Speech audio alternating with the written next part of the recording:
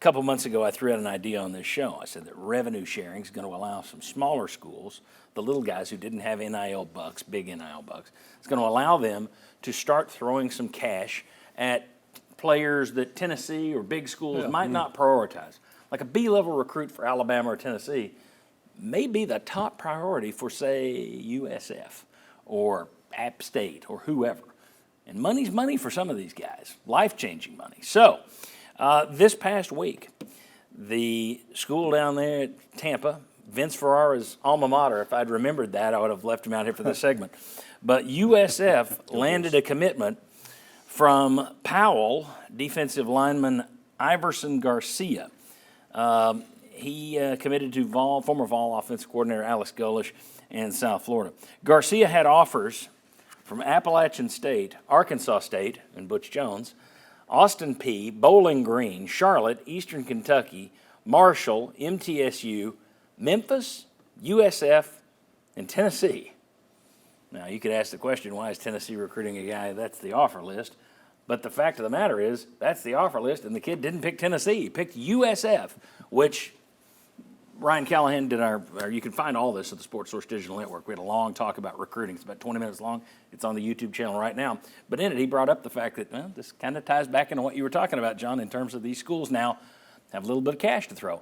Bob, did you ever think you'd see the day when a recruit from Powell, your alma mater, said, nah, I'm good, I'll go to USF instead of Tennessee? No, but your point was a great one then, and now being borne out, that potentially, and I don't know the kid, can't speak to this, but if that was a second-level recruit for Tennessee, we're going to bring you in, hope you can develop kind of guy.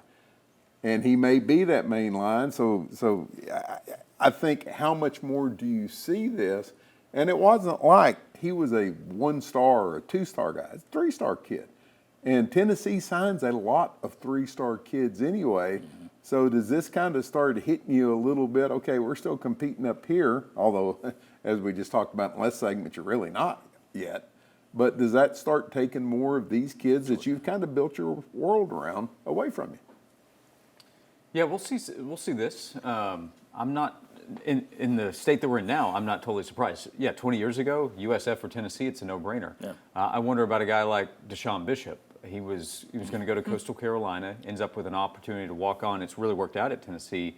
But a few years ago, if Coastal can say, hey, we'll make you our top guy in the class from a revenue share standpoint, that could change the decision. And that's the exact same example that Ryan gave on our discussion the other day is, okay, would you have had Deshaun Bishop here in this environment? It's a great point by Ryan. Great, yeah.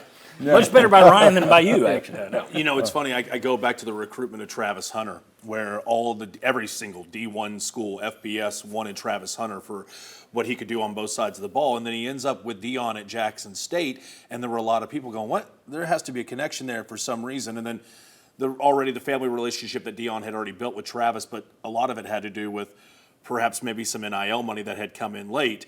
I think you're going to see a lot of programs, as Josh and you and Haji have already kind of highlighted. There's going to be a year where somebody comes in and goes, we're throwing every penny we have in our recruiting class to you to make you the guy. If somebody shows up right now and says, we're going to offer you $200K more, $300K more, $250,000 more, guess what? You'd be ignorant not to sit there and listen to what maybe a Conference USA or an AAC program compared to one of the Big Fours. Right. I think it's going to be more common practice now. Isn't this kind of a perfect example of what Nick Saban's doing commentary now on ESPN because of having to deal with situations like this where you're the school, you think you should be able to recruit them and get them? But that's what it's about, guys. It's how much NIL, and can you get me in the league? A player might also say, hey, I can get to the field more quickly at the lower level school and then cash in a year or 2 years down the line at a power conference school because I've had success. Well, see, that's the other thing is when do you just take the Ole Miss approach and say, we'll catch you we'll see you in 2 years, kids. Right. You can go to UCF or USF or any of the U letter Fs, UWF, UGF, whatever. We'll see you on the flip side. 2 years from we'll come grab you then. It's possible.